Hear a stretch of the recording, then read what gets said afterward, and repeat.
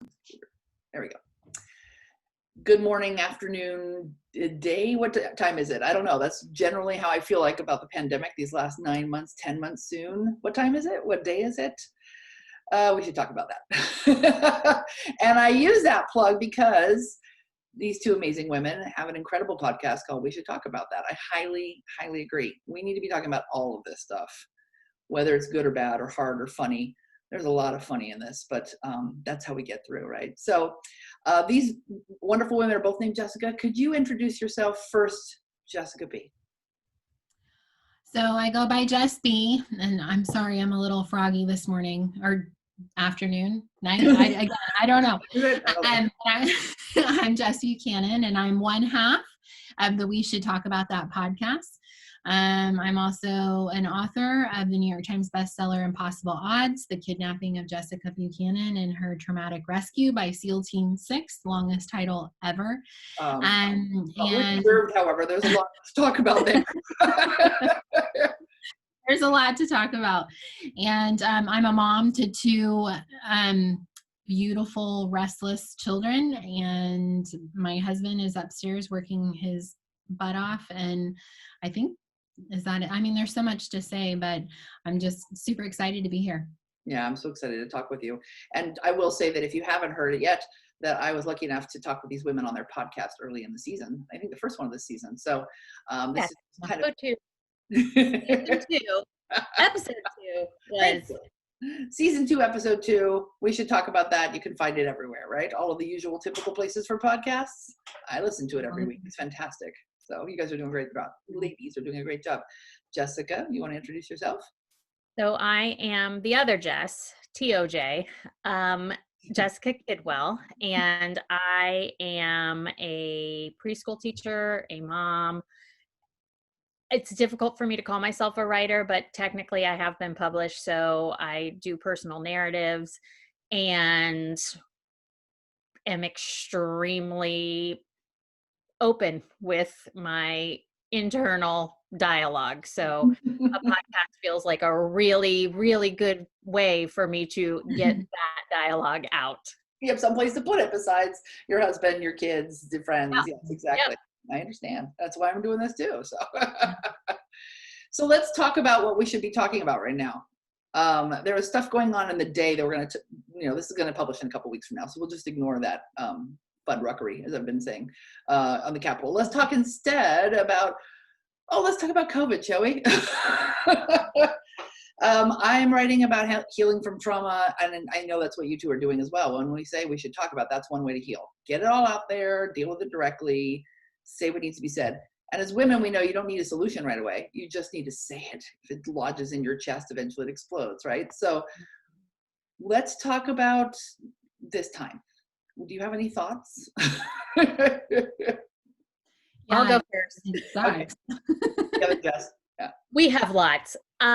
Here is a phrase that we have talked a lot about, and it's silver linings. Mm-hmm.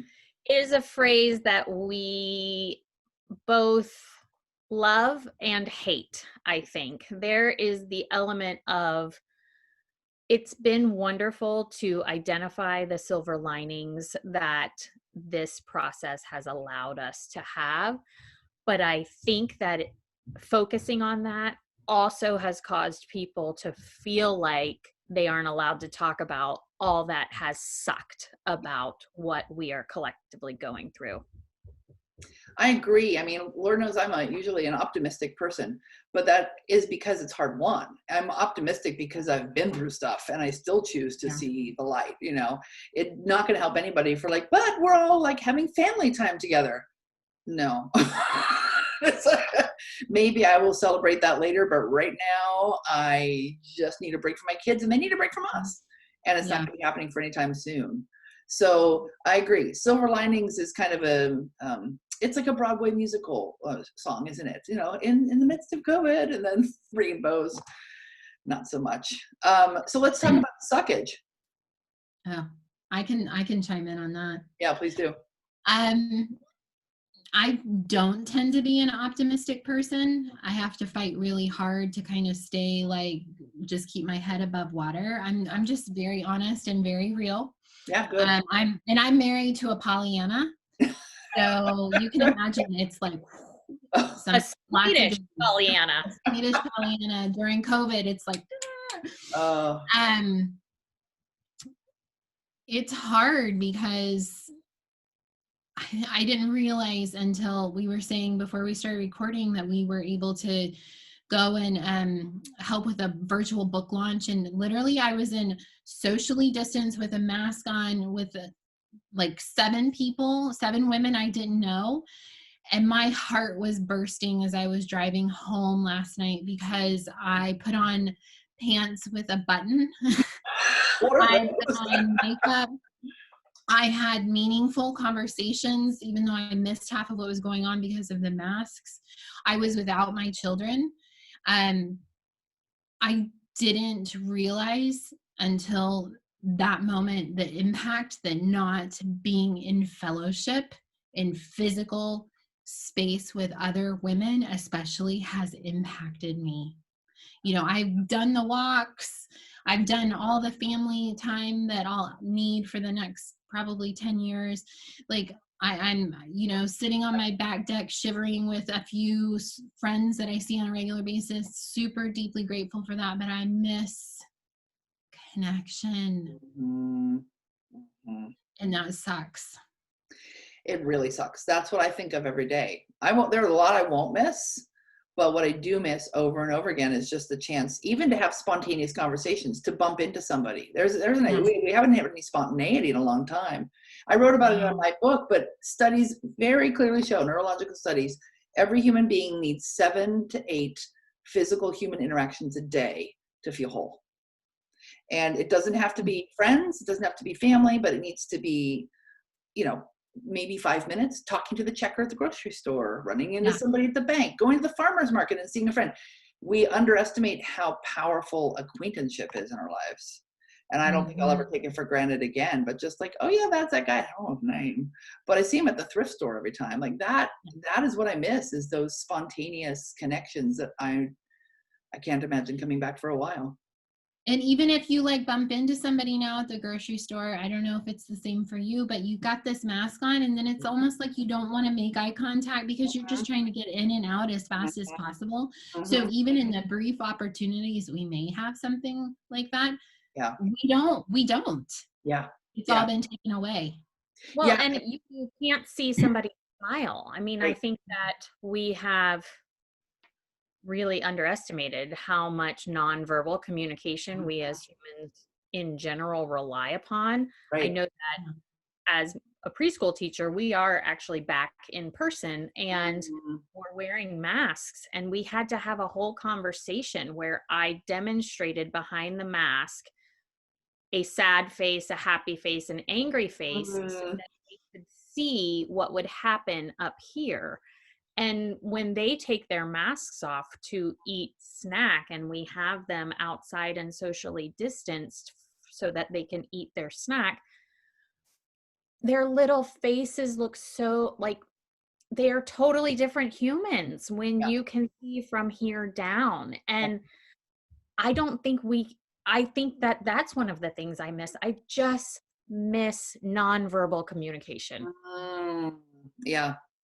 That's such a powerful point, because we're all talking about how hard it is, and it is for people who have much lousier boats than ours, you know, but that doesn't mean we're not enduring trauma either. And, you know, I think about babies who are born during this time. I know a couple who've never seen anyone but their parents in the last 6 weeks to 6 months. Parents are great, but then think about the bond that's happening, but also the expectation. You know, what's going to happen the first time that kid is a babysitter? They're just going to be completely freaked out. And if you can't read people's nonverbal communication. And that's the thing, I think that for all 3 of us, it's these fundamental human things we're missing. I mean, anyone who is talking about, but I want to go get my hair done, I don't understand. And there must be some thing about that person who feels like her self-worth is tied in with the way her hair looks, or maybe it's self-care and there's no self-care going on. So I try to find empathy for that, but seriously, I don't quite understand it, I gotta say. I mean, I wouldn't mind a deep tissue massage. I'm not gonna lie. Yeah, I would very much like one. I will tell you that I have had my hair done once, actually twice in COVID time. So in the last 9 months. And it was odd. It felt odd to be touched Yeah. by someone who was not in my house. And in fact, Maria, my hairdresser, like, I think I flinched and she said, "Is this weird for you?" And I said, "It is." Like, we have forgotten just the general flow Yeah. of human connection and interaction. And we have embraced technology such as this, which is wonderful. Thank goodness for it. But Yeah. there's and our example of last night when we were in person and having that, like, there's just so much energy that is actually transferred between people when they are in space together, that it's going to take some time, I think, to get that back into the world.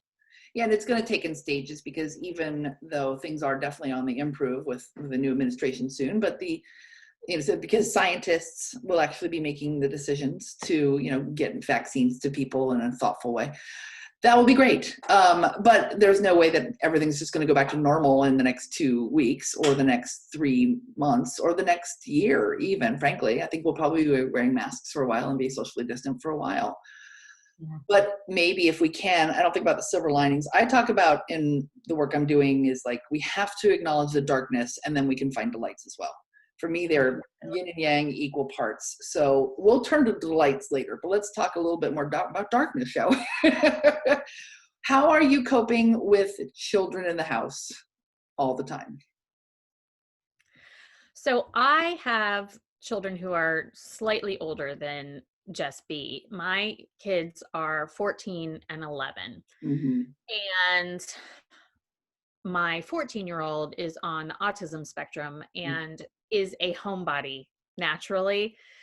Her life has, I think, improved dramatically, Yeah. because, instead of her social skills lagging behind, the whole world is on pause, and this strange middle school time period that she's in, Right. she's kind of being given a gift of not having to go through that awkward time quite as publicly. Right. It also has the dark side of all of the ground that she has made as far as practicing her social skills. That ingrained tendency of hers is now entrenched back, as opposed to the plastic and fluidity that we have been working on for 13 years. Yeah. But she's okay. My son is 11 and he's much more social, and he has had a lot of anxiety, and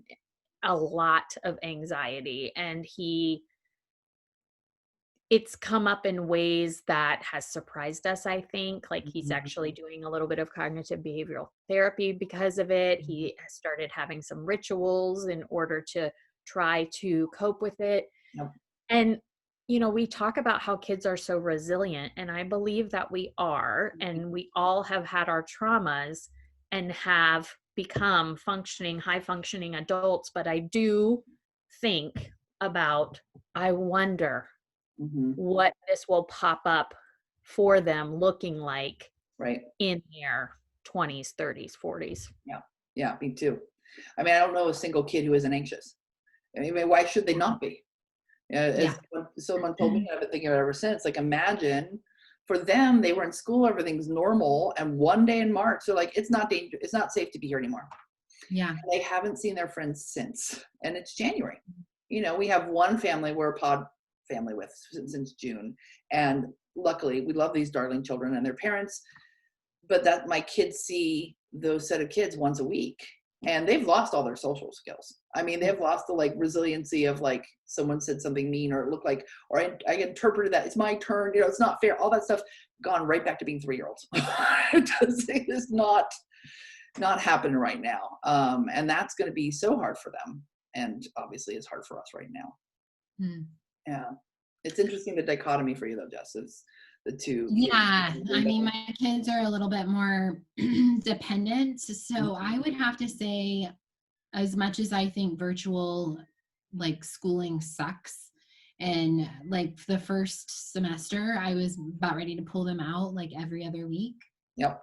Because I'm a teacher by profession as well. So I was like, I'm just going to do this myself. Yeah. And then I would look at the standards for like the state of Virginia where we live. And I'm like, oh, geez, this is so much work. I can't do this. So I left them in and they have adapted really well. Yeah. You know, yeah, I hate that they're on the computer, you know, pretty much all day. I have a kindergartner and a second grader. Yeah.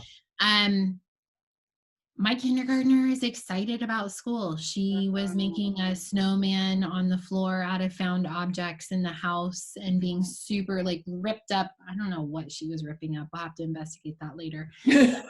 But you know, it was super cool. And my second grader, like the only thing I really cared about with him is that his reading levels stayed that, and he's like got more time to read. And he was reading books to me last night when I got home from the thing because I was too tired to read to him. So on one hand, it's been interesting for me to have a window into that world because I always feel that when they go off to school, they disappear into these worlds that I know nothing about, that I'm not a part of anymore.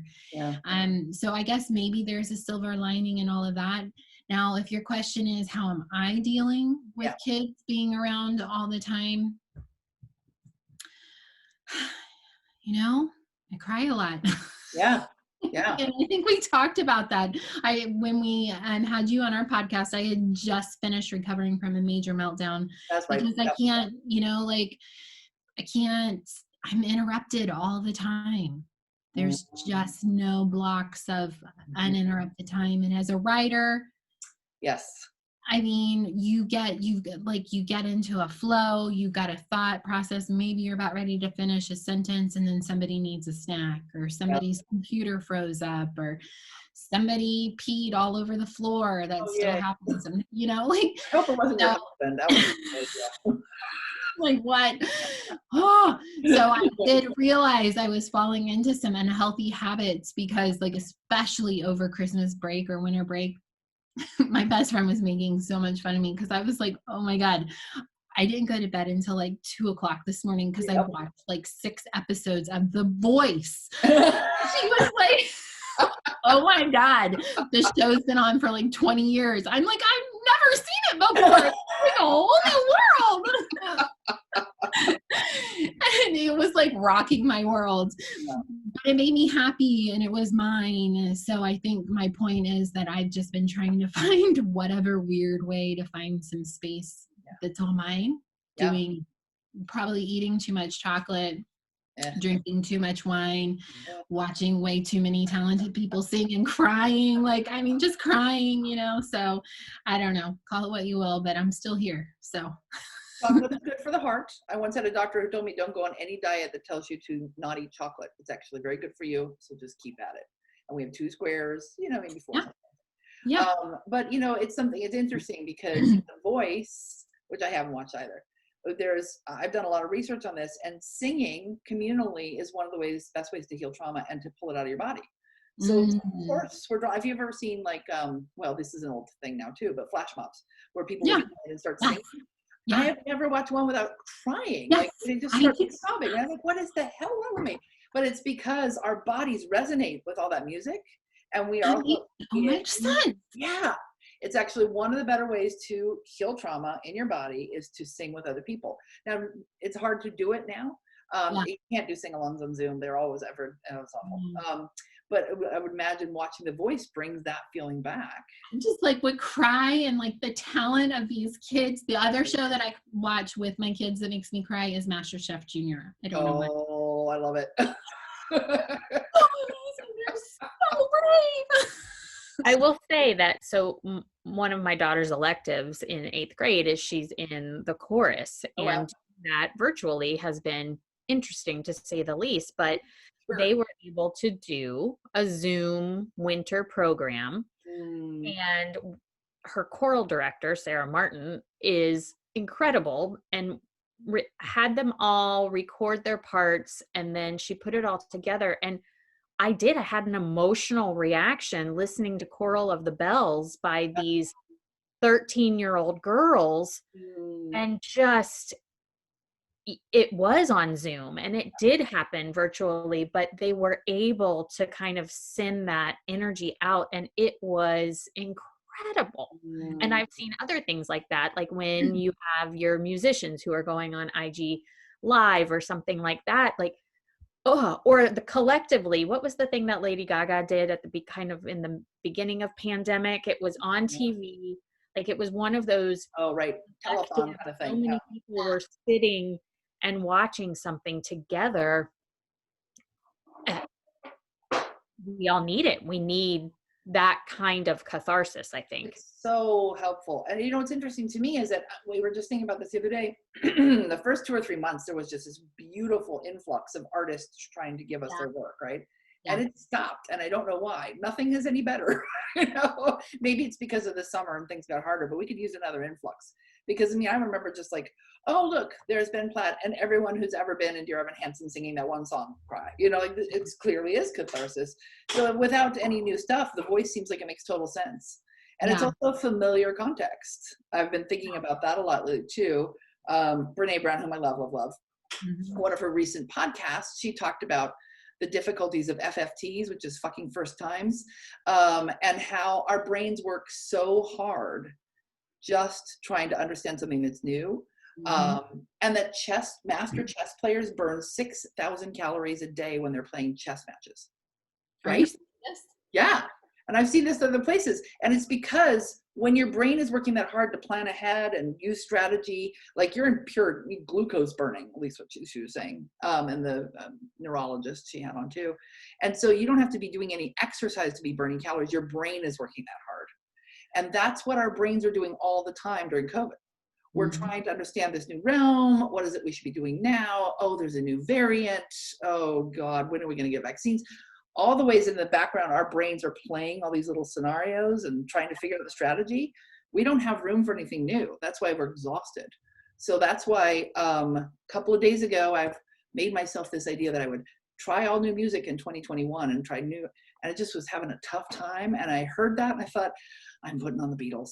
And I put on the Beatles and I swept the office and I cleaned up, and in 20 minutes I felt much better. So like if we constantly keep in the back of our minds that our back of our minds are working that hard, watch The Voice, watch old, you know, Andy Taylor, I mean like a Sheriff Taylor, watch the Brady Bunch, whatever feels good, like keep it familiar if you can.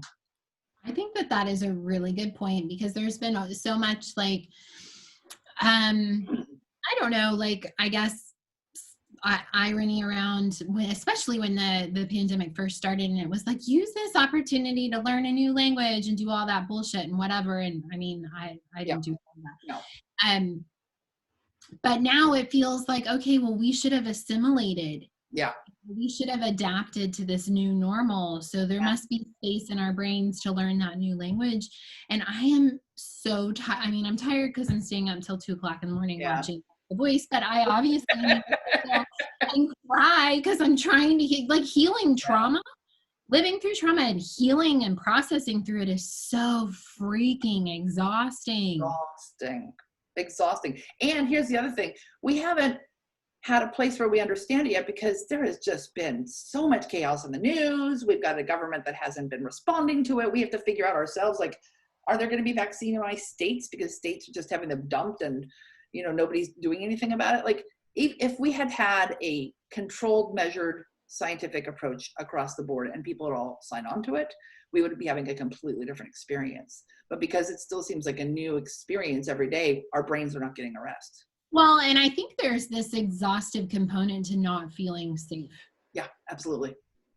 Well, and there's nothing to assimilate to, because it's constantly changed over the last 9 months. I mean, it's this stop-start of, you know, lockdown, less lockdown, lockdown again, school might be starting, school's not going to start.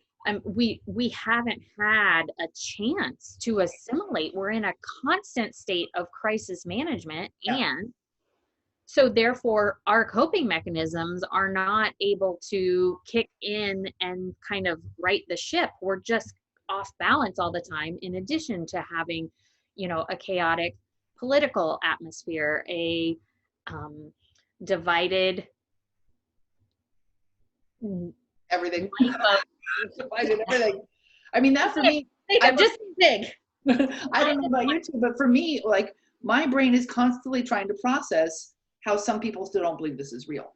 That, it not only infuriates me, but it just confuses me. So my brain is probably back there all the time going, but if you just pay attention, and I read epidemiologists on Twitter for fun. So, I mean, for me, this is obviously like, come on. But that really bothers me. That really is always in the back of my head. And of course, what I do is like, okay, I'm trying to find empathy for them because that's how I work. But I'm also thinking, okay, maybe these people had childhood trauma and they were going to tell them the truth. And because I actually think trauma is the gist of most anger and rage and also really bad habits. But then I'll just go, oh, whatever. It's hard for me to let go of that. But here's my, this is my final, answer to that, because I'm not as empathetic as you. Yeah. I wish. Sometimes I wish. Is that it's not your fault that you're fucked up, but it's your fault if they fucked up. Absolutely. Right? Absolutely. And you've got to figure it out. And I know it's so hard. It's so hard. I get it. It's so hard for me every day too, to work through my trauma. But, we have to do better. Yeah, we have to do better. We absolutely have to start thinking of each other. It just doesn't make any sense to me. We need a huge national conversation about, I just wish we still had Mr. Rogers. I wish we could have him address this in this time. But Jess, you mentioned your trauma. Can I ask you, what are some things first of all, you can give us a gist of your incredible book, but what happened and how did you survive that trauma? Now looking back, what are some of the tools you had or learned that we can apply now? Well, so just the baseline, I'm a teacher by profession, and I went to Africa in 2006 and started teaching, met my husband, moved up to Somalia. I was in East Africa. So we lived and worked in Somalia, working for humanitarian organizations. And when I was in the field on a field mission, I was kidnapped by a group they called themselves pirates, but they were basically just gangsters. And they held our car up. They took us out into the desert and they held us hostage for 93 days until I was rescued by SEAL Team 6 on order by President Obama. Thank God. Thanks, then. And then I basically was dropped back into a life, this whole new life. I got pregnant 2 weeks after my rescue by wow. I always joke, my book's called Impossible Odds, but that was the impossible odds. How did that happen? I don't know. So I have my 8-year-old Augie as a result. And I think the thing with trauma, and it's not very hope-filled, but it's always there. It gets easier to carry around and you get stronger. And you're able to I don't know, spread the load a little bit so it's not so heavy. But it's been 9 years, and we had a security incident actually a couple of days ago where there was a robbery in our neighborhood, and the police were out and they were in my backyard because they thought that he was hiding under a tarp in my backyard, and the cops were shouting, "Get to the ground." And I had to my kids had been out in the woods by themselves. We were down in the basement, down on the ground, because we can hear. And it triggered me so badly that I had a panic attack. I haven't had a panic attack since before my daughter was born, 6 years ago. So then, you go back to okay, we're safe. Mm-hmm. I'm safe. Mm-hmm. This won't last forever. The good or the bad, it's not going to last forever. And I reach out for help. Mm-hmm. My husband has always been a rock. Actually, my workout group was the place that I went because it was 6 o'clock in the morning and I just started crying and I needed to cry. And so I think the worst thing you can do if you're trying to work through your trauma and trying to struggle through it is to do it alone in isolation, which is really hard right now because we are such an isolating time. But if you can reach out, if you can find somebody, if you can call them, whatever you can do. And to also put pressure on yourself that you should be further along. Yeah. You are, because I could have like really gone down that rabbit hole of like, what is wrong with you? This Right. has been 9 years. Like Yeah. this was nothing. This wasn't about you. You weren't like this, the one being robbed. This wasn't about you. Like, why would you react that way? Which is what I did for a long time. I was really hard on myself because culture doesn't want to talk about the hard stuff. They don't want it to take a long time. Yeah. They want you to just be better. Yeah. Well, that's America, right? Instant fix. 30 days to a new you. Just be sure to buy this shake and you'll be fine. I mean, that's not it at all.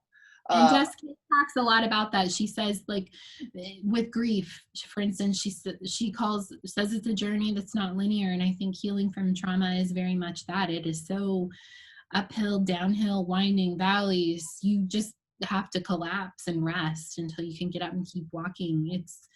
It's my life's journey. Yeah, that's beautiful. Mine too. And that's that's why I've switched the newsletter to healing from trauma. It's an active verb. It's not like, oh, I'm done with this. I wrote enough. It's done. And I've just moved on. No, check off. No, I have come to understand it myself. Like it needs to be a constant presence in my daily life of it's time to breathe now. Maybe I need some yoga. Maybe I need to go for a walk, whatever it may be. And maybe much more than that too, CBD. But the other idea is this idea that trauma is like your story or a TV movie version of your story, not your story, a TV movie version of it. And like, look, she got rescued. Yay. And that's where most people want to stop listening.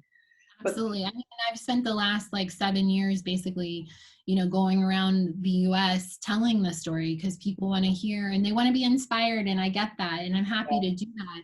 But can I start talking about the other side now? Yeah. And all that surviving survival.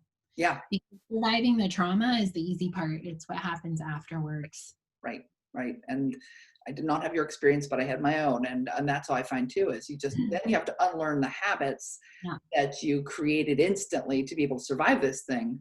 And those take, I think, 3 times as long sometimes to get rid of. Chip away at them maybe. So. And then you also have the element of part of your healing is being open about it and sharing your trauma publicly and with other people in order to get it out there and help others. But then that can become a box in and of itself as far as, Jess and I met. I didn't know her story when we met. And I think that was one of the reasons why there was a connection because, it wasn't about Jessica Buchanan, the survivor. I hadn't seen the 60-minute story. And I think that there's a prison that once you're open with your trauma and your healing, and I think that's what causes people to not begin the journey because they think that they are going to get stuck there. And I think that we have to find a way to embrace what trauma we have had, but also allow room for the trauma that I haven't had yet, that is still to come, that it doesn't define us. It is very much intrinsically a part of us, but Jess is so much more interesting than that story. And Shauna, you are so much more interesting than that story. And I am so much more interesting than childhood trauma that has occurred. So it's this balance that I find that I try to maintain because I don't want to I want to figure out how to not have it define me, but I want to embrace the defining principles that it has brought out in me. Absolutely. Because, if we all sat down in one of our better moods and children were out of the house and this were not going on, and we made a list of like the 10 things we could do for ourselves every day, that we would feel good, we'd feel grounded, we'd feel like better parents. If we listed those 10 things, we already know what they are. I mean, it's like time to read, some meditation, perhaps, eat good food, have a lot of talks with women, whatever it might be. We know what those 10 lists are. Chocolate, whatever, The Voice. We know what those 10 things are. We know how to take care of ourselves, but we don't do it. And it's in some part because of old training, but it's in some part because of this culture that says healing is not to be talked about and then you should be done already. But I feel like if we can actually feel like I need to be able to check in and take care of myself so I can be more interesting than just this one thing and not just talk about this one thing. We'd be better parents, we'd be better teachers, we'd be better everything. We would then know ourselves, right? On a whole other level. Yeah. Like, it's not only about not just being this one story or just being this one thing, it's also learning who I am after that thing really stopped my life. Right. Because if I don't know me, I can't ever let you know me. No. And if I feel like if I do know me and really sort of understand the way my brain can work, I'm not the only one who has this weirdo brain. So, the more I do tell my story, for me, when I write about it, I'm sure maybe it's the same for you too. When I write something, I'm letting it go. Then it goes into the world and it has whatever effect it has on other people. But for me, writing is an act of discovery that also lets go. And I'm like, okay, clear that. Maybe somebody else will be able to be helped by that or be able to find themselves in that. But being able to talk about it certainly is the first step, which is why I love your podcast so much. You do such great work. That's definitely a work in progress for me. Oh. I still, when I write and release, I still have a lot of fear and anxiety about judgment. Oh yeah. I wish that I could embody that a little bit more. And I think that it's important to look at trauma as contextual, that it provides context into why I am who I am today, why I use humor in a way to diffuse stressful situations. And if you don't have that context, you can't fully understand what's happening. So it's such an important thing to share and put out there, but you also don't want it to be the defining principle of who you are, like a placard behind you. You just want your podcast instead. I just want my podcast behind me. Exactly. Well, and I use the word trauma, and we are using the word trauma here because it's now a word that we're identifying, right? But in a lot of ways, like when I was about to publish my book, my book editor, whom I love, sent me a little blurb of the PR thing they're going to send out. And she wrote in there something about she survived a traumatic childhood. The place where I was before the book came out, I actually sat for about 2 hours and said, should we use that phrase? Because was it traumatic? Like there are people who have far worse than I endured. And then finally I just said, yeah, here's what I'm thinking. And she wrote back one line in all caps. It was a traumatic childhood. Like, okay, thanks. I would with her. I believe it now that the book is out and is in the world. But I think that in some ways, even the word trauma is pretty loaded because people think, oh, I wasn't, had to be rescued by Navy SEALs, so I didn't endure trauma. And I just like the phrase, a hard place, kids who come from a hard place or people who came from a hard place. That's all of us. I mean, some of us had momentary hard places. Some of us had long-term hard places, but and not being able to talk about what's hard means that those hard places just get like granite eventually inside of us, and we got to break them apart. I mean, who's to say what is traumatic to someone isn't traumatic to another person, and vice versa, right? Exactly. Yeah. So if we can come from a place of saying like everyone's been in a hard place, I can empathize with that. It's certainly the judgment needs to stop about it for sure. All right, let's go back to COVID because again, hard place, trauma, whatever we're calling it, it's still persisting. So 3 things from each of you that have been helping. Not silver linings, but just like day by day process. I'm getting through it because what are some things? Well, 100% for me, and is this podcast. Like I don't mean that from a self-promotion standpoint. I mean it from an actual physical plan, goal thing that I have had consistently since the beginning of this. I mean, our first episode came out January 6, 2020. So we have been podcasting through COVID, basically. Yeah. Like I barely remember what it was like before. It has given me purpose. It's given me a creative outlet. It's given me the ability to connect and have fellowship even in social distancing. Yep, absolutely. I agree. I have a Sunday morning conversation for anyone who subscribes to the newsletter. There's no agenda. I'm not teaching anything. I do workshops as well. That's fine. But this is just like, hey, bring your coffee. Let's talk about what's going on. What are some hard things? What are some joys? Let's share some music, whatever.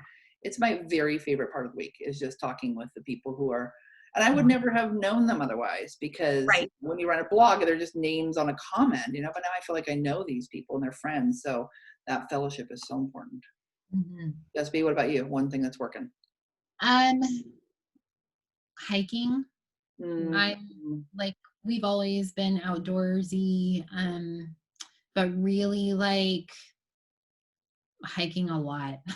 Like Yeah. get, as my kids get bigger too, like they can do more and they can go further, and we hike together as a family, and I really look forward to that. I enjoy, we are the best versions of ourselves, all four of us, when we're out on the trail, and so that is something to look forward to. Mm-hmm. And we have more time Yeah. Yeah. because we can get out, at least we can be outside.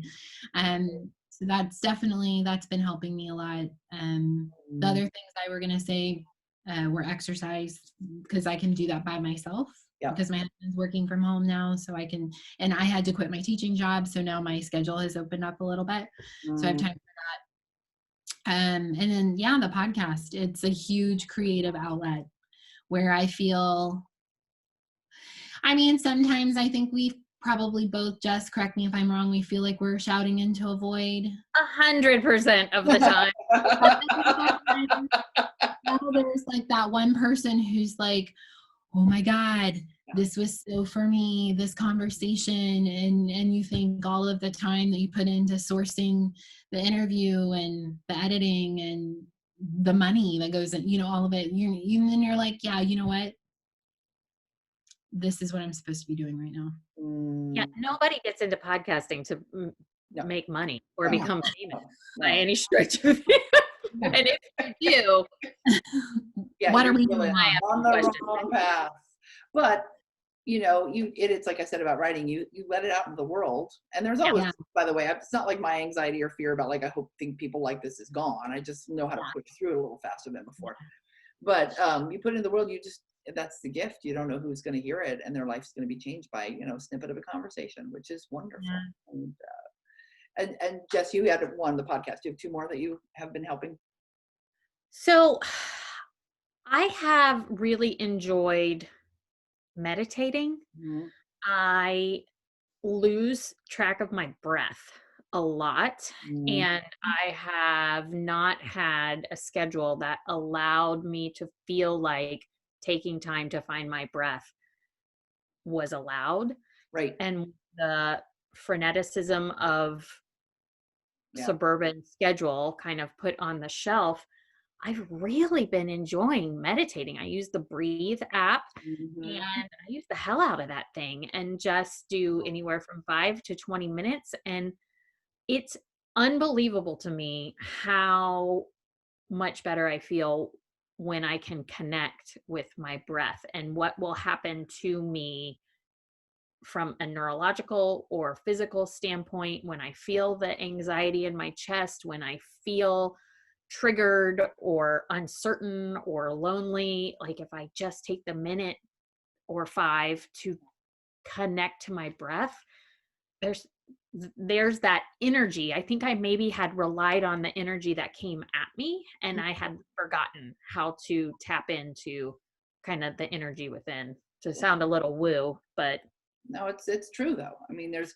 a reason why people have been meditating for thousands of years now. We didn't just corner it with apps.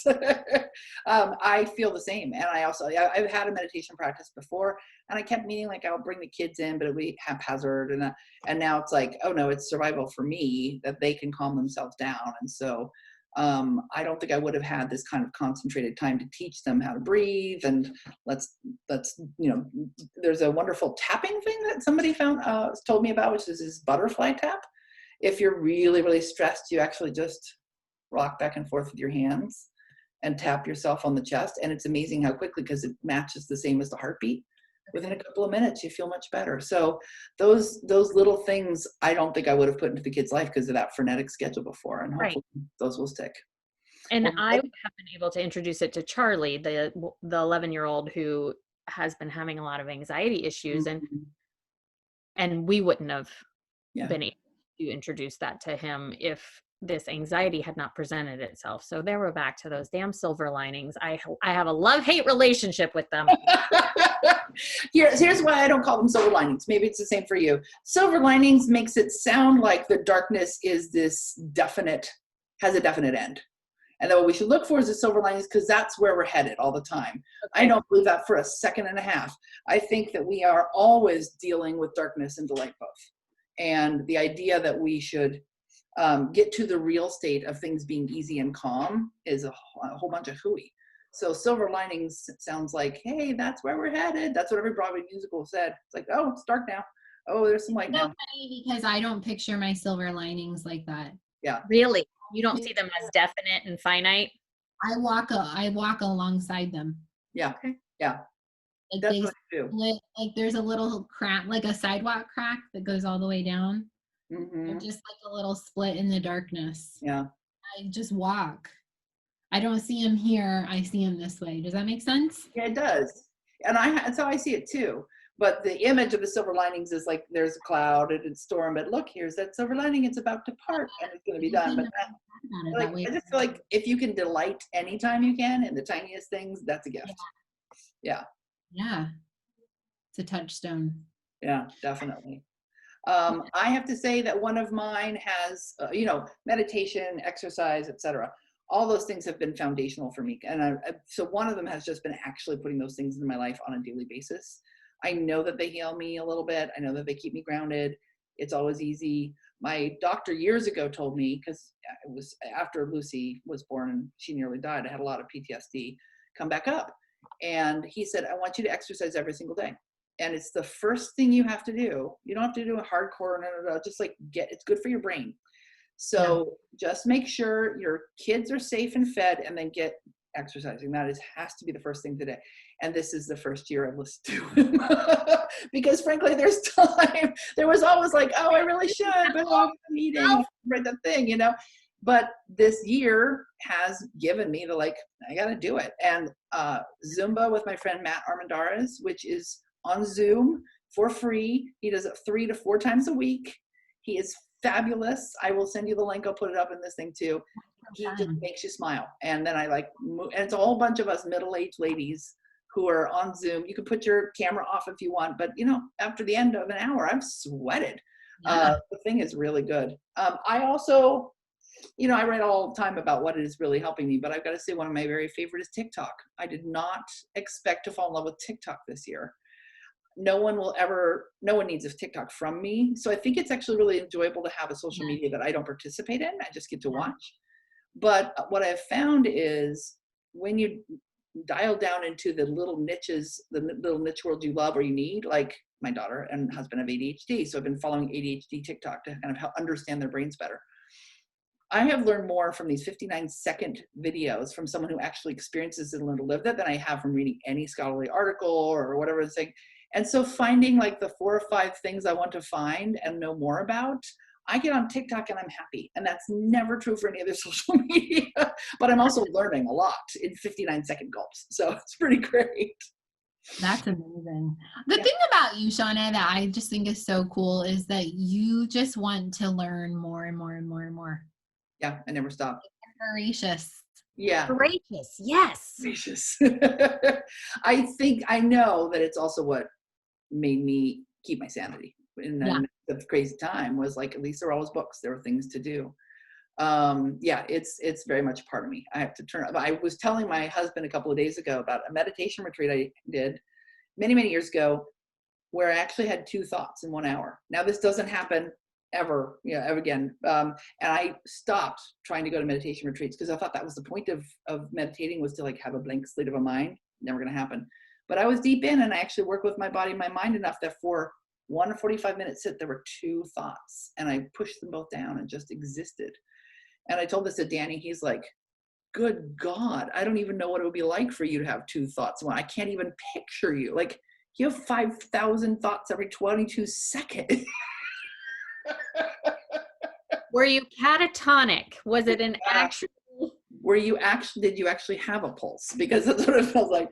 Yeah, no, I mean, there's definitely a way in which I wish I could stop my brain sometimes, but I'm very grateful for the ability to learn. And to that's an interesting point too, is that curiosity is a survival tactic. Absolutely. Absolutely.